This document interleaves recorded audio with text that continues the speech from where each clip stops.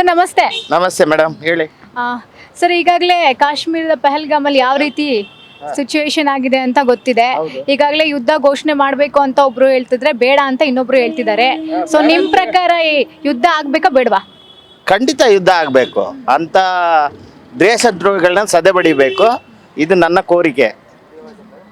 ಖಂಡಿತ. ಸರ್ ಈಗ ಏನಾದರೂ ಯುದ್ಧ ಆದಂಥ ಸಂದರ್ಭದಲ್ಲಿ ಫೈನಾನ್ಷಿಯಲಿ ನಮ್ಮ ದೇಶ ಎರಡೂ ದೇಶಕ್ಕೂ ಕೂಡ ನಷ್ಟ ಆಗುತ್ತೆ. ಅದು ಯಾವ ರೀತಿ ಸರಿದೂಗಿಸ್ಕೊಂಡು ನಾವು ಹೋಗೋದು ಅಂತ? ಅದು ಹಾಗೆ ಆಗುತ್ತೆ ಮೇಡಮ್ ಅವರೇ. ಇವಾಗಲ್ಲ, ಮೊದಲು ಕೂಡ ಆಗಿದೆ. ಅದರಿಂದ ಅದು ಆಗಲೇಬೇಕಾಗುತ್ತೆ. ಫೈನಾನ್ಷಿಯಲಿ ಸರಿ ತೂಗಿಸೋದು ಅದು ಸರ್ಕಾರಕ್ಕೆ ಸೇರಿದ್ದು. ನಮ್ಮ ಕೈಲೇನಿದೆ. ಇವಾಗ ಯುದ್ಧ ಅಂತ ಬಂದಾಗ ನಾವು ಕೂಡ ರೆಡಿ ಆಗಿರಬೇಕು ಸಾರ್ವಜನಿಕರು, ಸರ್ಕಾರಕ್ಕೆ ಸಪೋರ್ಟ್ ಮಾಡೋಕ್ಕೆ. ನೀವು 100% ಸಪೋರ್ಟ್ ಮಾಡ್ತೀರಾ? 100 ಅಲ್ಲ, 200% ಸಪೋರ್ಟ್ ಮಾಡ್ತೀವಿ. ನಾವೆಲ್ಲ ರೆಡಿಯಾಗೇ ಇದ್ದೀವಿ. ಅಂತ ದೇಶದ್ರೋಹಿಗಳನ್ನ ಬಿಡಲೇಬಾರ್ದು, ಖಂಡಿತ ಬಿಡಬಾರ್ದು.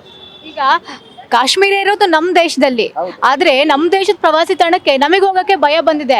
ಆ ರೀತಿಯಾಗಿ ಭಯೋತ್ಪಾದಕರು ಹೆದರಿಕೆಯನ್ನ, ಭಯವನ್ನ ಹುಟ್ಟಿಸಿದ್ದಾರೆ. ಅದು ಹಿಂದೂಗಳ ಅಂತ ಕೇಳಿ ಟಾರ್ಗೆಟ್ ಮಾಡ್ತಾರೆ ಅಂತಂದ್ರೆ, ಅಂದ್ರೆ ಹಿಂದೂಗಳು ಸ್ವಲ್ಪ ಆ ಪ್ರಭಾವ ಇಲ್ಲ ಅಂತನಾ ಅಥವಾ ಹೇಗೆ ಅಂತ? ಹಿಂದೂಗಳ ಪ್ರಭಾವ ಇದೆ, ಮತ್ತು ನಮ್ಮ ಸರ್ಕಾರಗಳು ಸರಿ ಇಲ್ಲ ಅಷ್ಟೇ. ಅವರು ಇಂಟೆಲಿಜೆನ್ಸಿ ಮತ್ತು ಇವರ ಇದು, ಮತ್ತು ಅಲ್ಲಿ ಲಕ್ಷಾಂತರ ಜನ ಹೋಗ್ತಾರೆ ಅಂದರೆ ಒಂದು ಪ್ರವಾಸಿ ತಾಣಕ್ಕೆ, ಅಲ್ಲಿ ಸೆಕ್ಯೂರಿಟಿ ಇಲ್ಲ. ಈ ಫಸ್ಟೇ ಕಾಶ್ಮೀರ ಭಯೋತ್ಪಾದಕರ ನಮ್ಮಲ್ಲೇ ಭಯೋತ್ಪಾದಕರಿದ್ದಾರೆ. ಅದರಿಂದ ಇವರು ಇಂಟೆಲಿಜೆನ್ಸಿ ಮತ್ತು ಸರ್ಕಾರ ಸ್ವಲ್ಪ ನಿಗಾ ವಹಿಸಬೇಕಾಗಿತ್ತು. ಇದು ತಪ್ಪಾಗಿದೆ ಅಲ್ಲಿ. ಹೌದು. ಈಗ ಭಾರತ ಯುದ್ಧ ಮಾಡೇ ಮಾಡುತ್ತೆ ಅಂತ ಪಾಕ್ ಅವರು ಸ್ವಲ್ಪ ಹೆದರ್ಕೊಂಡ್ಬಿಟ್ಟಿದ್ದಾರೆ. ಅದರಲ್ಲೂ ಒಬ್ರು ಸೇನಾ ಮುಖ್ಯಸ್ಥರೆಲ್ಲ ಹೆದರ್ಕೊಂಡು ಓಡೋಗ್ಬಿಟ್ಟಿದ್ದಾರೆ ನಮ್ಮ ಭಾರತದ ಮೇಲೆ. ಆಮೇಲೆ ಸೈನಿಕರೆಲ್ಲ ರಾಜೀನಾಮೆ ಕೊಡ್ತಾ ಇದ್ದಾರೆ. ಸೊ ಅಂದ್ರೆ ಜಸ್ಟ್ ನಾವು ಯುದ್ಧ ಇನ್ನೂ ಘೋಷಣೆ ಆಗಿಲ್ಲ, ಘೋಷಣೆ ಆಗಿದೆ ಅನ್ಕೊಂಡು ಅವ್ರ ರೀತಿ ಅಷ್ಟೊಂದು ಭಯ ಇದ್ರು ಯಾಕೆ ಈ ರೀತಿ ಮಾಡಬೇಕು ಅಂತ ಪಾಕಿಸ್ತಾನ ಅವ್ರಿಗೆ ನಮ್ಮ ಮೇಲೆ ಯುದ್ಧ ಮಾಡೋಕ್ಕೆ ಅಷ್ಟು ಶಕ್ತಿ ಇಲ್ಲಮ್ಮ. ಆಯ್ತಾ? ನಾವು 100 ಜನ, ಅವರು ಒಬ್ಬರು. ಎಷ್ಟು ಗುಂಡಿ ಇದ್ರು 100 ಜನದಲ್ಲಿ ಒಂದು ಎಬ್ರು ಉಳ್ಕೊಂಡ್ರು ಅವ್ರು ಕ್ಲೋಸ್ ಮಾಡ್ಬೋದು. ಅಷ್ಟು ತಾಕತ್ತಿದೆ ನಮಗೆ. ನಾವು 100 ಜನ, ಅವರು ಒಬ್ಬರು ಲೆಕ್ಕ ಅಷ್ಟೇ. ಅದು ಯಾವ ದೇಶ? ನಮ್ಗೆ ಲೆಕ್ಕನೇ ಇಲ್ಲ. ಅದು ನಮ್ಗೆ ಲೆಕ್ಕನೇ ಇಲ್ಲ. ಹೋಯ್ತಾರೆ, ಎದ್ರುಕೊಂಡು ಹೋಗ್ಬೇಕು ಅವರು. ನಮ್ಮ ತಾಕತ್ತು ಅವ್ರಿಗೆ ಗೊತ್ತಿಲ್ಲ.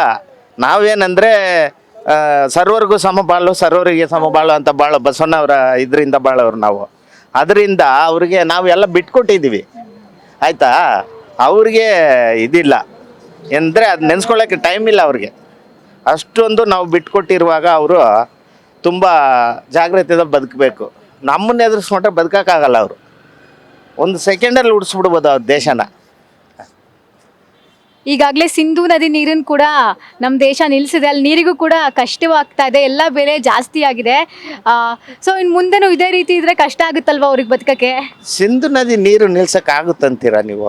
ನಮ್ಮ ಭಾರತದಿಂದ ನಿಲ್ಲಿಸಿದ್ದಾರೆ. ಅಲ್ಲ, ಭಾರತದಿಂದ ಅಂದರೆ ಅದು ಹರಿಯೋ ನೀರು, ಅವು ವೇಸ್ಟ್ ನೀರು ಇರುತ್ತಲ್ಲ, ಅದು ಒಂದು ಕಡೆ ಹರಿಯಲ್ಲಮ್ಮ. ಅದು ನಾವು ನಿಲ್ಲಿಸ್ಬೇಕಂದ್ರೆ ನಮ್ಮೊಂದು ಡ್ಯಾಮ್ ಕಟ್ಟಿ ಅವ್ರಿಗೆ ಬುದ್ಧಿ ಕಳಿಸ್ಬೇಕು. ಆ ಥರ ನಿಲ್ಲಿಸೋದಿದ್ರೆ ನಿಲ್ಲಿಸ್ಬೋದು. ಅದು ಎಷ್ಟು ಸರೋವರದಲ್ಲಿ ಬರ್ತಾ ಇರೋದು ಸಿಂಧೂ ನದಿ ನೀರೆಲ್ಲ. ಬರೀ ನಮ್ಮ ಈ ಥರ ನೀರು ಮಳೆ ನೀರಲ್ಲಿ ಹರಿಯೋದಲ್ಲ. ಅದು ಅಲ್ಲಿ ಹಿಬ್ಣಿ ಬೀಳೋದ್ರಿಂದ ಎನಿ ಟೈಮ್ ಹರಿತಾ ಇರೋ ನೀರುಗಳದು. ಅದನ್ನೆಲ್ಲ ನಿಲ್ಸೋಕ್ಕೆ ಸಾಧ್ಯ ಇಲ್ಲ. ಬಟ್ ಏನಂದರೆ ಡ್ಯಾಮಿಂದ ಬಿಡೋ ನೀರು ನಿಲ್ಲಿಸ್ಬೋದು ಅಷ್ಟೇ. ಅದು ಸ್ಟಾಪ್ ಮಾಡ್ಬೋದು. ಎಷ್ಟಂತ ಸ್ಟಾಪ್ ಮಾಡ್ತೀರಾ? ತುಂಬಿದ್ರೆ ಬಿಡಲೇಬೇಕಾಗುತ್ತೆ. ಅದಕ್ಕೆ ಬೇರೆ ಥರ ಐಡಿಯಾ ಮಾಡಿ ಇನ್ನೊಂದು ಡ್ಯಾಮ್ ಕಟ್ಟಿದ್ರೆ ಅವ್ರಿಗೆ ಬರಲೇಬಾರ್ದು. 2 ಅಲ್ಲ 3 ಕಟ್ಟು ಕೊಡಲೇಬಾರ್ದು. ಅಂದರೆ ಆ ಥರ ಮಾಡಿದ್ರೆ ಮಾತ್ರ ಅದು ನಿಲ್ಸೋಕ್ಕಾಗೋದು. ಇಲ್ಲ ನಿಲ್ಸೋಕ್ಕಾಗಲ್ಲ. ಸುಮ್ಮನೆ ಹೇಳ್ಬೋದು, ನಾವು ಬಾಯಲ್ಲಿ ಹೇಳ್ಕೊಂಡ್ರೆ ಆಗುತ್ತಾ? ಅದು ಪ್ರಯೋಗ ಮಾಡಿದ್ರೇ ಗೊತ್ತಾಗೋದು. ಸರ್, ಯುದ್ಧ ಅಂತ ಬಂದಾಗ ಭಾರತಕ್ಕೆ ಬೇರೆ ದೇಶಗಳ ಸಪೋರ್ಟ್ಗಳು ಕೂಡ ಇದೆ. ಆದರೆ ನಮ್ಮ ಭಾರತದಲ್ಲಿರುವಂತಹ ಕೆಲವೊಂದು ರಾಜ್ಯದ ಮುಖ್ಯಮಂತ್ರಿಗಳಾಗಿರ್ಬೋದು, ಸಚಿವರುಗಳಾಗಿರ್ಬೋದು, ಬೇಡ ಯುದ್ಧ, ಒಪ್ಪಂದ ಮಾಡ್ಕೊಳ್ಳೋಣ, ಶಾಂತಿ ಪ್ರಿಯ ರಾಷ್ಟ್ರ ನಮ್ಮದು ಅಂತ ಈ ರೀತಿ ಒಂದಷ್ಟು ಹೇಳ್ತಾ ಇರುವಂಥದ್ದು. ಇದು ಸರಿನಾ ಸರ್ ಈ ಒಂದು ಸಿಚುವೇಶನ್ಗೆ? ಅಲ್ಲಲ್ಲ, ಅವ್ರು ಹೇಳೋದು ಸರಿ ಇಲ್ಲ. ಅವ್ರವ್ರಿಗೆ ಹೇಳೋದು ಅವ್ರಿಗೆ ಸರಿ ಇರುತ್ತೆ. ಅದು ಕಾಮನ್ ಆಗಿ ಹೇಳ್ಬೇಕಂದ್ರೆ ಸರಿ ಇಲ್ಲ. ಎಲ್ಲರೂ ಯುದ್ಧ ಅಂದರೆ ರೆಡಿಯಾಗಿರ್ಬೇಕು. ನಾವು ಸೈನಿಕರೇ. ಅವರು ಮಾತ್ರ ಏನು ಸೈನಿಕರೇ ಗನ್ ಹಿಡ್ಕೊಂಡು ಹೋದರೆ ಸೈನಿಕರಲ್ಲ.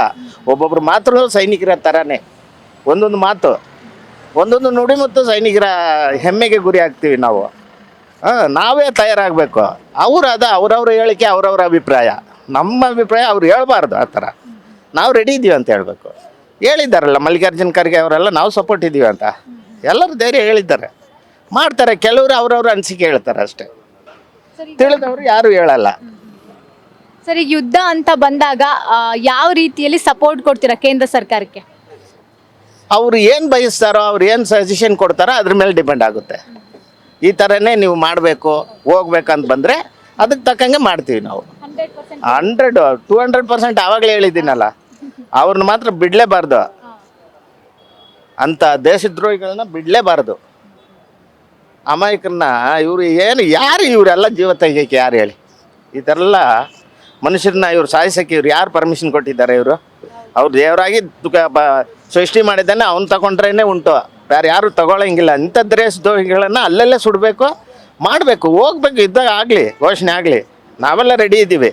ಅವಾಗ ರಾಮ ಮಂದಿರ ಗಲಾಟೆ ಆಗುವಾಗಲೇ ರೆಡಿ ಇದ್ದೀವಿ ನಾವು, ಇವಾಗೆಲ್ಲ ಎದುರಂಗಿಲ್ಲ. ನಾವು ಒಂದು ಗನ್ ಥರ ಇರ್ತೀವಿ, ಒಂದು AK ಪಾಟೀಲ್ ಸಾವನ್ ಥರ ಇರ್ತೀವಿ ಮೇಡಮ್. ನಮಗೂ ಹೊಟ್ಟೆ ಉರಿತದೆ ಒಬ್ಬೊಬ್ಬರು ಸಾಯುವಾಗ. ಪಾಕಿಸ್ತಾನ ಅಂತೂ ಬುದ್ಧಿ ಕಳಿಸ್ಲೇಬೇಕು ಈ ಸರಿ, ಯುದ್ಧ ಘೋಷಣೆ ಮಾಡಲಿ ಅವರು.